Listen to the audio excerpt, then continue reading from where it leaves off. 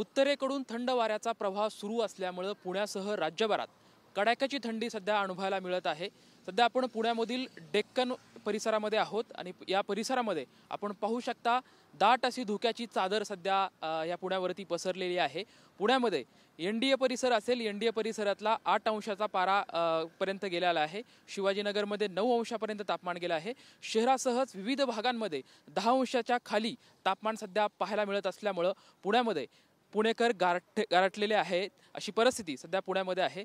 सध्या कडाक्याची थंडी पुणेकर अनुभवत आहेत। पुण्यासह राज्यभरात विविध ठिकाणी थंडीचं वातावरण असल्यामुळे सर्वच नागरिक या थंडीचा अनुभव घेत आहेत। आणखी 2 दिवस असंच वातावरण थंडीचं राहणार आहे असं हवामान खात्यानं वर्तवण्यात येत आहे। थंडीपासून बचाव होण्यासाठी सकाळी नागरिक व्यायामाला बाहेर पडत आहेत, कोणी शेकोटी पेटवत आहेत, अशा विविध उपाययोजना करत आहेत। एकंदरीतच पुढील 2 दिवस असंच थंडीचं वातावरण राज्यासह पाहायला आपल्याला मिळणार आहे। कॅमेरामॅन सुशांत राऊत सोबत लक्ष्मण जाधव, TVN मराठी, पुणे।